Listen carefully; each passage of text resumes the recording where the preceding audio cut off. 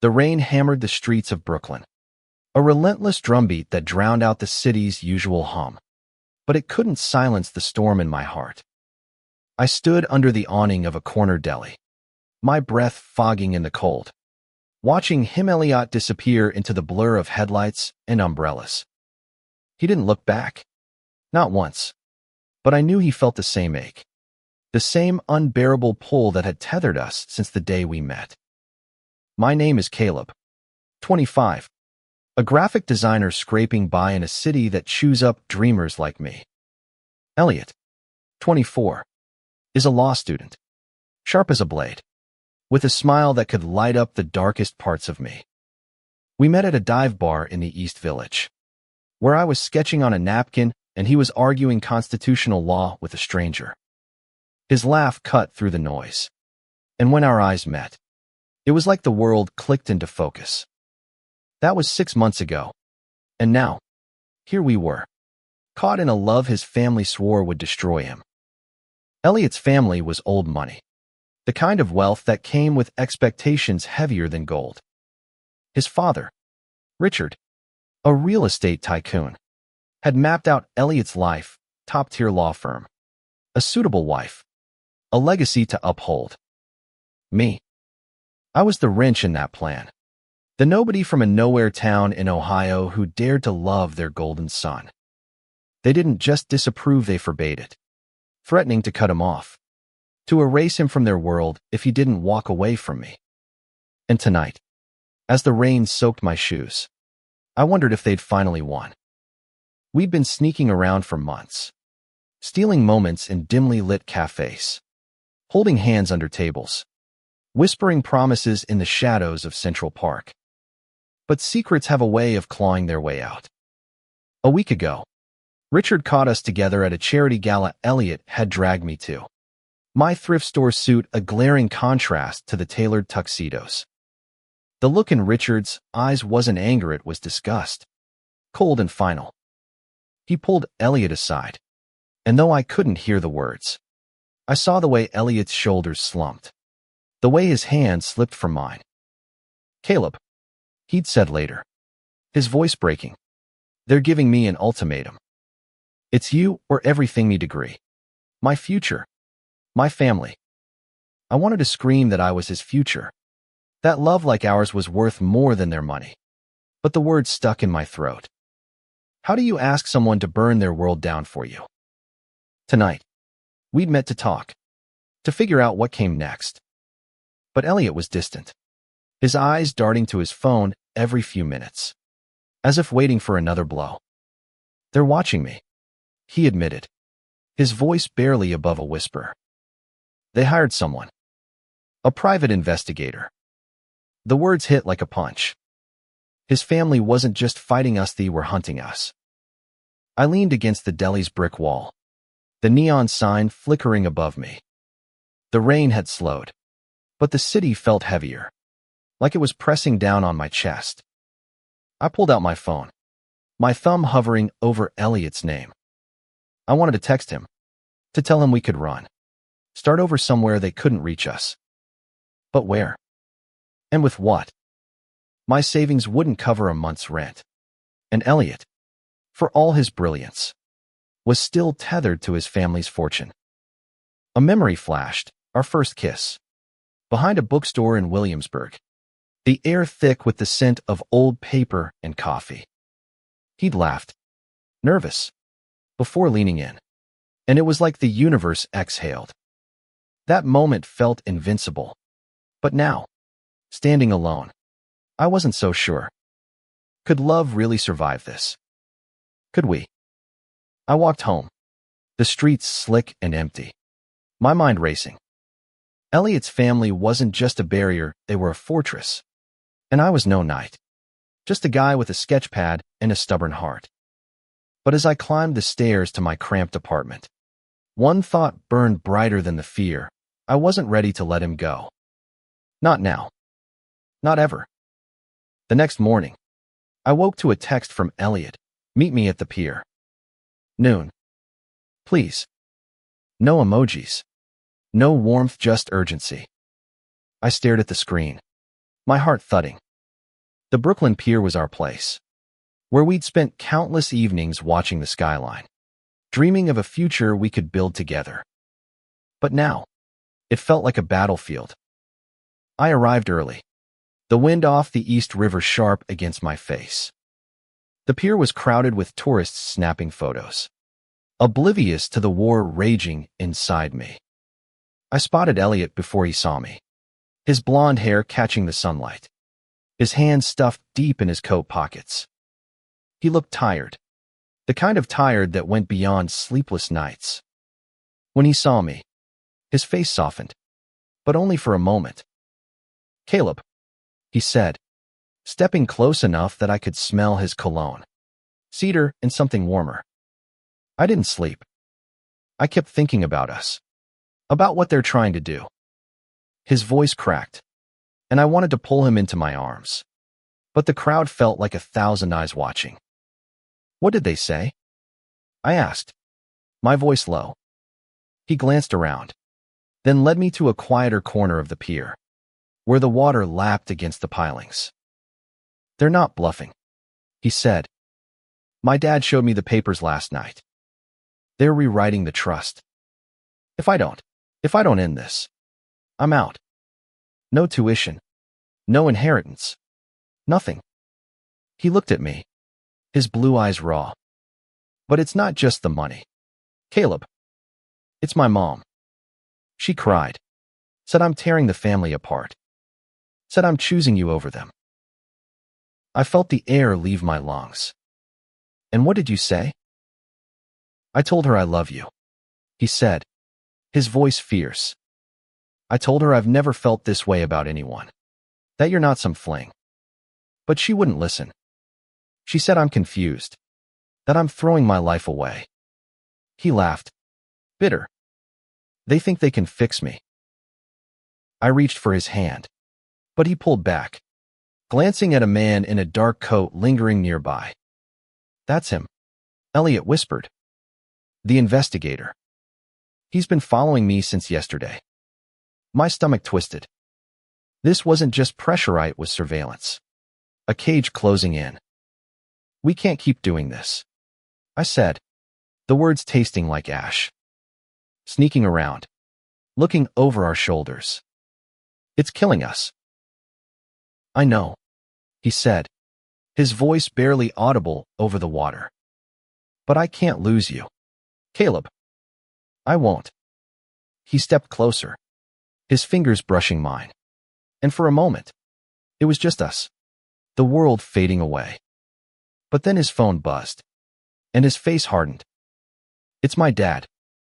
I have to go." "Elliot." "Wait," I started. But he was already moving, his shoulders tense, his steps quick. I watched him go, the investigator trailing a few paces behind.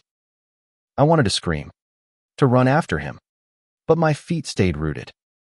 What could I do against a family like his? They had money, power, connections. I had nothing but love, and I wasn't sure that was enough. Back at my apartment, I tried to work, but my sketches turned into angry lines, jagged and chaotic. I kept seeing Elliot's face, the way he'd looked at me like I was his lifeline, but also his breaking point. I opened my laptop, searching for answers. Could we leave New York?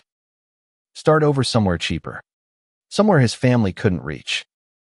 But every article about cutting ties with family, every forum post about defying expectations, felt hollow. They didn't know Elliot's world, the weight of his last name. That night, I couldn't sleep. I kept replaying our conversation, the way his hand had trembled against mine. I thought about my own family, distant but accepting, who'd shrugged when I came out at 17. They didn't understand me, but they didn't try to control me. Elliot's family was different. They saw his love for me as a betrayal, a stain on their legacy. I texted him, "Whatever happens, I'm here. We'll figure this out." No reply came, but I held on to the hope that he'd read it, that it would anchor him through whatever came next. Because if we were going to fight, we'd fight together. Days passed without a word from Elliot, each one heavier than the last. I checked my phone obsessively, jumping at every notification, but it was always spam or a client email. The silence was a blade, cutting deeper with every hour. I tried to distract myself with work, but my designs were lifeless, my heart elsewhere. On the fourth day, I couldn't take it anymore. I took the subway to his apartment in Manhattan, a sleek building I'd only visited once, when his parents were out of town. The doorman eyed me suspiciously, my worn jacket and scuffed boots out of place among the polished marble. "I'm here for Elliot Harper," I said, my voice steadier than I felt. "He's not here," the doorman replied. His tone clipped. "Left yesterday. Didn't say where." My heart sank, but I pressed him, slipping a 20 across the desk. He hesitated, then muttered, "Heard he's staying at the family estate upstate." That's all I know. Upstate. The Harper estate was a fortress of wealth, a place I'd only seen in photos Elliot showed me, all sprawling lawns and stone walls. If he was there, it wasn't by choice. I thanked the doorman and stepped back into the city's hum, my mind racing. Was he okay? Had they locked him away, trying to fix him? The thought made my blood boil. I didn't have the money for a train ticket, let alone a car, but I couldn't just sit there. I called my friend Mia, a freelance photographer who'd always had my back. "I need a favor," I said, explaining everything. She didn't hesitate. "I've got a car. Let's go." The drive to the Harper estate took 3 hours, the city giving way to rolling hills and quiet towns. Mia kept the radio low, sensing my mood. "You sure about this, Caleb?" she asked as we neared the address. "These people sound intense." "I don't have a choice," I said. "I love him." She nodded, her eyes soft, and I knew she understood. Mia had her own battles, coming out as trans in a small town. She knew what it meant to fight for who you were. The estate loomed ahead, a mansion that looked like it belonged in a movie, all ivy-covered stone and towering windows. We parked a half-mile away, out of sight. "I'll wait here," Mia said. "Be careful." I nodded, my heart pounding as I approached the gate. It was locked, but a side path led through the woods, and I followed it, my sneakers crunching on fallen leaves. I found a spot where the wall was lower, overgrown with vines. Climbing over felt like crossing into another world, one where I didn't belong. The grounds were silent, the air heavy with the scent of pine. I crept toward the house, staying low, until I saw a figure in the garden. Elliot. He was pacing, his phone in his hand, his face pale. I whispered his name, and he froze, his eyes locking onto mine. "Caleb," he hissed, rushing toward me. "What are you doing here?" His voice was a mix of fear and relief, his hands gripping my arms like I might vanish. "I couldn't wait," I said. "I had to know you're okay." He pulled me into the shadow of a hedge, his breath shaky. "They're trying to break me," he whispered. "My dad's got lawyers here, drawing up contracts. They want me to sign some kind of agreement to end this phase." His voice dripped with disdain. "They think I'll just give you up." "Will you?" The question slipped out before I could stop it, raw and desperate. He looked at me, his eyes fierce. "Never," he said, and then he kissed me, hard and urgent, like he was pouring every ounce of his resolve into it. For a moment, the world was just us, the cold air and the distant hum of the house fading away. But then a light flicked on inside, and we broke apart, hearts racing. "You have to go," he said. "If they find you here." He didn't finish, but I knew. I squeezed his hand, promising to come back, and slipped back into the woods. my mind a whirlwind of fear and hope. Back in the car, Mia didn't ask questions, just drove as I stared out the window, Elliot's kiss still burning on my lips. I told her everything, and she listened, her hands steady on the wheel. "You've got guts, Caleb," she said finally. "But what's the plan? You can't keep sneaking into their castle." She was right. Storming the Harper estate had been reckless, a desperate move born of fear. But seeing Elliot, feeling his resolve, had reignited something in me. We weren't just fighting for love, we were fighting for our right to exist, to be who we were without shame or apology. Back in Brooklyn, I poured my energy into a plan. I couldn't match the Harpers' wealth or influence, but I had something they didn't, a community. My friends, mostly artists and misfits like me, had faced their own battles: rejection, prejudice, the weight of being different. I called them together at my apartment, a cramped space filled with mismatched furniture and half-finished canvases. Mia was there, along with Javier, a musician who'd been disowned by his family for coming out as bi, and Sarah, a writer who'd fought her way out of a conservative upbringing. I told them about Elliot, about his family's ultimatum, about the investigator tailing him. "I need your help," I said. "Not just for me, but for him. For us." Javier leaned forward, his eyes sharp. "What do you need?" "Money. A place to crash." I shook my head. "I need a way to show them we're not invisible," I said. "They think they can erase us, but we're stronger than that. I want to make a statement, something public, something they can't ignore." Sarah's eyes lit up. "A protest?" she asked. I nodded, the idea taking shape. Not a march, but something bolder, something that would force the Harpers to see us. We brainstormed late into the night, sketches and notes piling up. By dawn, we had a plan, a pop-up art installation in Manhattan, near the Harper family's corporate headquarters. My designs, Javier's music, Sarah's words, and Mia's photos would tell our story, Elliot's and mine, but also everyone else's who'd been told their love was wrong. I texted Elliot, careful with my words in case his phone was monitored, working on something big. "Trust me." He replied hours later, "I trust you. Always." Those words carried me through the next few days as we worked nonstop. I painted murals of two figures reaching for each other, their hands breaking through chains. Sarah wrote a manifesto, raw and poetic, about love as resistance. Javier composed a haunting melody, and Mia captured it all in stark, beautiful photos.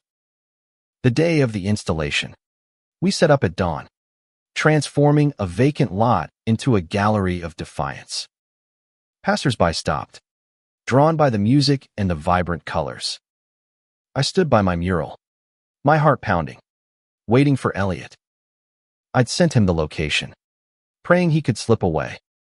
When I saw him, pushing through the crowd, my breath caught. He looked exhausted but alive, his eyes wide as he took in the scene. "Caleb," he said, his voice thick with emotion. "This is incredible." He touched the mural, his fingers tracing the painted hands. "You did this for us." "For everyone," I said, but my eyes were on him. For a moment, it was just us, the crowd fading away. But then I saw the man in the dark coat, the investigator watching from across the street. And behind him, a black car with tinted windows. My stomach dropped. The Harpers were here. Elliot followed my gaze, his face paling. "They know," he whispered. "They always know." Before I could respond, the car door opened, and Richard Harper stepped out, his presence like a storm cloud. The crowd parted as he approached, his eyes locked on Elliot. "Enough of this," he said, his voice cold. "You're coming home. Now." Elliot froze, and I felt the world tilt. This was the moment we'd either break or fight. The air crackled with tension as Richard Harper stood before us, his tailored coat a stark contrast to the vibrant chaos of our installation. The crowd hushed, sensing the drama unfolding. Elliot's hand found mine, his grip tight, and I knew he was choosing me, right there in front of his father. "Dad," Elliot said, his voice steady despite the tremor in his fingers. "I'm not going anywhere. This is my life. My choice." Richard's face darkened, his jaw tight. "You're throwing everything away for this." He spat, gesturing at me, at the murals, at the crowd. "For a stunt." His words stung, but I stood taller, my friends flanking us like a shield. "It's not a stunt," I said, my voice louder than I expected. "It's who we are. You can't erase that." The crowd murmured, some snapping photos, others nodding in solidarity. Richard's eyes narrowed, but before he could speak, Sarah stepped forward, holding out a copy of her manifesto. "Read this," she said, her voice calm but unyielding. "It's not just about them. It's about everyone you've tried to silence." Richard didn't take it, but the gesture hung in the air, a challenge he couldn't ignore. Elliot stepped closer to me, his shoulder brushing mine. "I love him," he said, loud enough for the crowd to hear. "And I'm done hiding it." A cheer erupted, startling Richard, who looked around as if seeing the crowd for the first time. The investigator hovered nearby, but even he seemed unsure. His camera lowered. Richard's voice dropped, almost pleading. "Elliot, think about your future. Your mother, your sisters, they need you." It was a low blow, and I felt Elliot tense beside me. But he didn't waver. "They'll have me," he said. "But not like this. Not if it means giving up who I am." Richard stared at him, and for a moment, I saw something flicker in his eyes, regret, maybe, or fear. But then he turned and walked back to his car, the door slamming shut. The crowd roared again, and I pulled Elliot into my arms, the world spinning around us. We stayed until dusk, talking to strangers who shared their own stories, their own fights. The installation became a beacon, drawing people from all over the city. But the victory was bittersweet. Elliot was free, but at what cost? His family's silence was deafening, and I knew this wasn't the end. That night, we crashed at Mia's loft, too exhausted to face my apartment or his.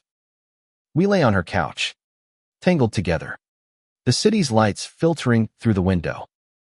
"What now?" Elliot asked, his voice soft. "We keep going," I said, brushing a strand of hair from his face. "Together." He nodded, but I saw the worry in his eyes. His family wouldn't let this go, and we both knew it. The next morning, a letter arrived at my apartment, hand-delivered, no return address. It was from Elliot's mother, Claire. Her words were measured, polite, but cold. "Elliot is making a mistake. If you love him, let him go. He deserves better than this." I read it 3 times, each word a knife. I didn't show it to Elliot, not yet. He was still fragile, still processing the weight of his choice. Instead, I focused on keeping us afloat. I took on extra freelance gigs, and Elliot started tutoring to cover his rent. We moved in together, a tiny studio in Brooklyn that felt like a palace because it was ours. But the Harpers' shadow loomed. Phone calls from unknown numbers, cryptic emails, even a visit from a lawyer offering Elliot a compromise if he'd reconsider his lifestyle. Each one chipped away at us, but we held on, our love a stubborn flame. One night, as we cooked dinner in our cramped kitchen, Elliot turned to me, his eyes bright. "I want to fight back," he said. "Not just for us, but for everyone." I want to make sure no one else has to go through this. It was the spark I'd been waiting for, the sign he was ready to reclaim his power. Elliot's words lit a fire in me. We weren't just surviving anymore, we were fighting. Over the next few weeks, we poured our energy into a new project, a nonprofit to support queer youth facing family rejection. We called it Defiant Hearts, a nod to our own struggle. Sarah helped us draft a mission statement. Javier composed a theme song, and Mia built a website. I designed the logo, two interlocking hearts breaking through chains. We worked out of our studio, papers and coffee cups scattered across the floor. Elliot was relentless, researching grants and reaching out to local organizations. His law school background gave him an edge, but it was his passion that drove us. No one should have to choose between love and family, he said one night, his voice fierce. We're going to change that. But the Harpers weren't done. A month after the installation, a lawsuit landed in Elliot's inbox. His father was suing him for defamation, claiming the public stunt had damaged the family's reputation. It was a stretch, legally, but it was also a power play, a way to drain us. We couldn't afford a lawyer, but Elliot refused to back down. They want me to bend, he said. I won't. We found a pro bono attorney through a queer advocacy group, a sharp woman named Lena who saw through the Harpers' tactics. This is intimidation, she said, her eyes scanning the documents. They're hoping you'll settle to avoid the cost. She took our case, and we prepared for battle, gathering evidence from the installation photos, videos, witness statements. The lawsuit dragged on, each court date a reminder of the Harpers' reach. But it also brought us closer to our community. Defiant Hearts grew, drawing volunteers and donations. We hosted our first event, a fundraiser at a local bar, where queer youth shared their stories. One kid, a 17-year-old named Riley, talked about being kicked out after coming out as non-binary.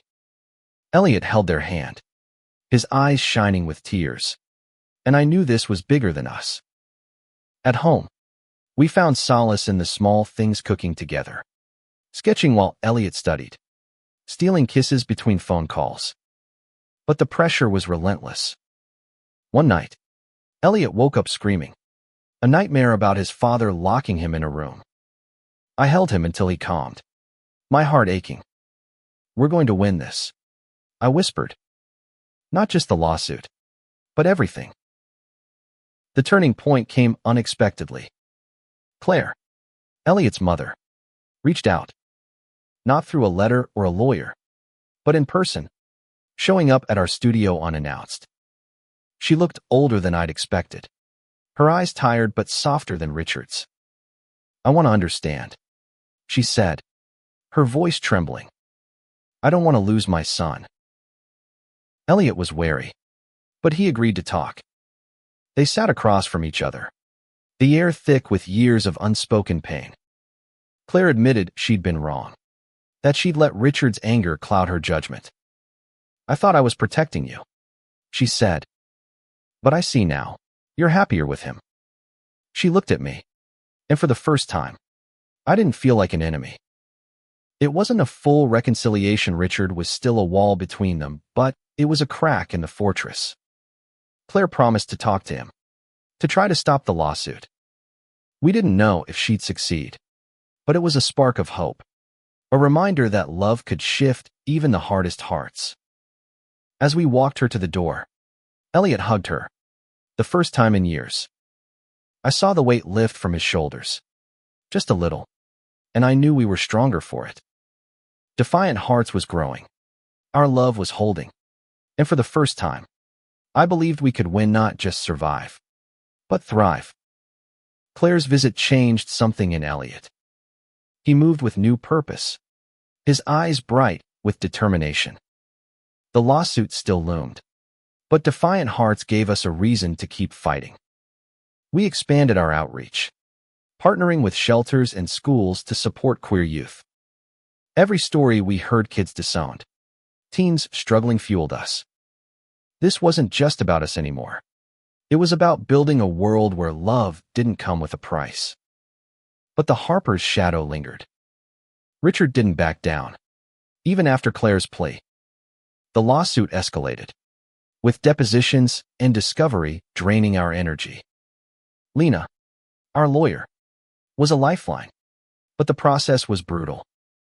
Elliot spent hours preparing, reliving every moment of his family's rejection. I tried to keep him grounded, reminding him of our Wins the fundraiser, the growing support for Defiant Hearts, but the strain was visible in his tight smiles, his restless nights. One evening, as we sat on our fire escape, the city sprawling below, Elliot turned to me. "What if we lose?" he asked, his voice small. "What if they take everything?" I took his hand, my thumb tracing his knuckles. "They can't take us," I said. "Not this." He leaned into me, his head on my shoulder, and we stayed there, the city's pulse syncing with ours. It wasn't a solution, but it was enough to keep us going. The breakthrough came from an unexpected source, Elliot's younger sister, Lily. At 19, she was the quiet one in the Harper family, always in the background at their events. She called Elliot late one night, her voice shaky but resolute. "I'm on your side," she said. "I've been reading about your nonprofit. It's amazing. I want to help." Lily had access to the family's inner circle, and she became our eyes and ears. She told us Richard was unraveling, his obsession with fixing Elliot alienating even his allies. Claire was pushing back, refusing to attend his meetings with the lawyers. Lily even smuggled out documents, financial records, showing Richard's attempts to intimidate other family members into siding with him. It was ammunition, and Lena pounced on it, filing a countersuit for harassment. The courtroom became our battleground. On the day of the hearing, we walked in hand, our friends behind us. Richard sat across the room, his face a mask of control, but I saw the cracks his clenched fists, the way his eyes darted to Claire, who sat separately, her expression unreadable. Elliot testified, his voice steady as he recounted the ultimatums, the investigator, the years of pressure.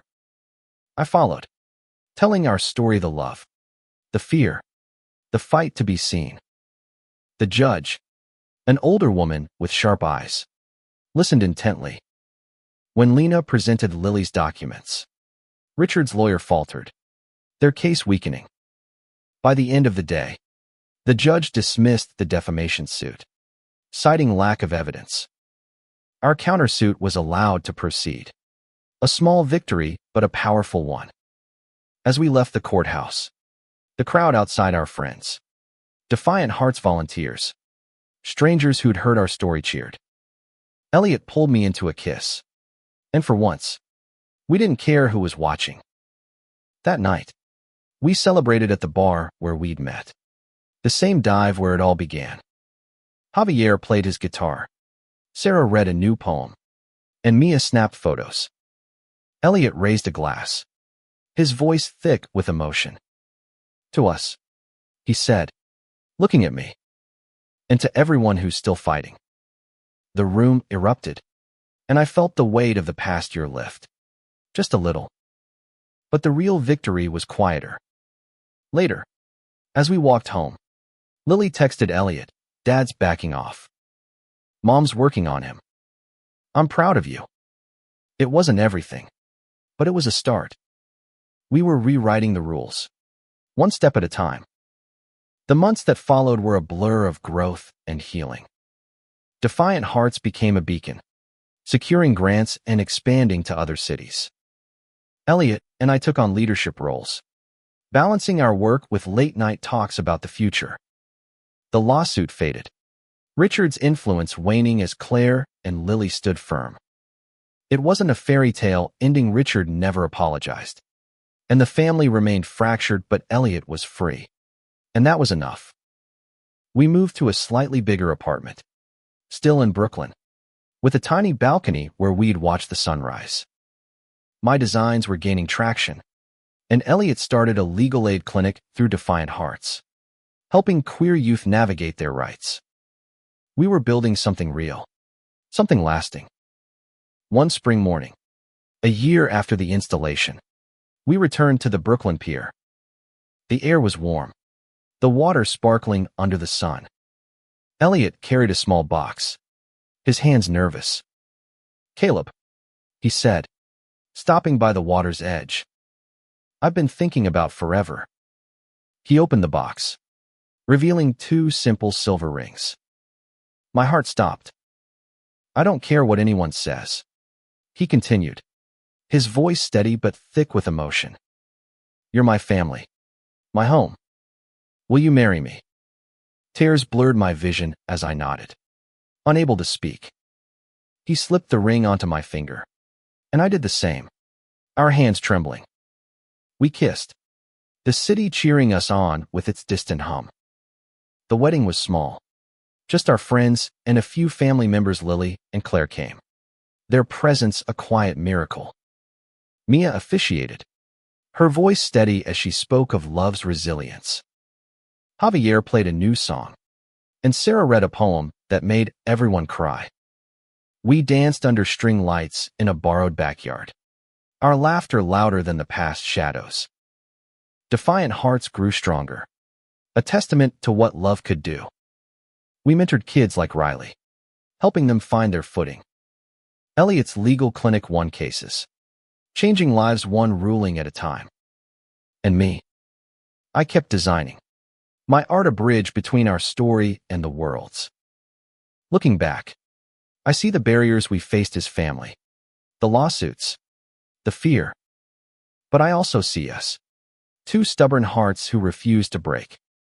We didn't just survive, we thrived, proving that love, when it's real, can defy anything. As we stood on that pier, rings glinting in the sun, I knew we'd won not just against his family, but for every kid who'd ever been told their love was wrong. We were their proof, their hope, their defiance. And that, I realized, was the true meaning of our story. Love doesn't just endure, it transforms. It fights. It builds. Together, we built a world where we belonged, and no one could take that away.